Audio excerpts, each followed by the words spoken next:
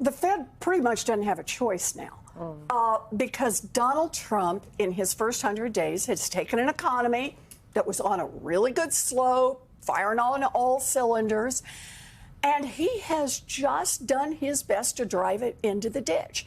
And the biggest part of this, of course, is the tariffs. And Jerome Powell actually explained his thinking on this, and he's been warning this all along.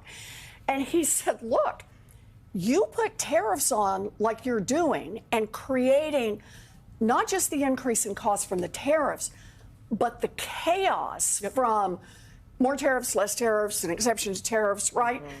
All of that. And what you're going to do is you're going to drive up prices from the tariffs. And because you depress investment, like who's going to build a factory when you don't know what the cost of your goods is going to be or whether or not you can export those goods 5 minutes out, much less 5 years out.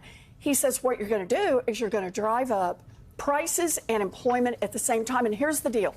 The Fed is largely a one-trick pony when it comes to using monetary policy to try to fix whatever is wrong. And that is when inflation goes up, when prices go up, then they raise those interest rates to depress it. When unemployment goes up, they lower those interest rates to get unemployment down.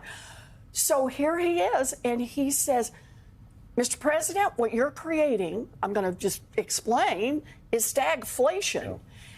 And now he can't raise interest rates and he can't lower interest rates as this economy gets into trouble. And the thing is, all by itself, I know that just sounds like a lot of econ speak, but at the end of the day, what economists, not politicians, economists are out there debating is, are we already in the recession? Right, that's it. Or are we just headed over the cliff into the recession? And unlike the recession of 2008, which was caused by this buildup in mortgage market, as you know, unlike the recession of 2020, which was caused by a pandemic, this one is caused by one man.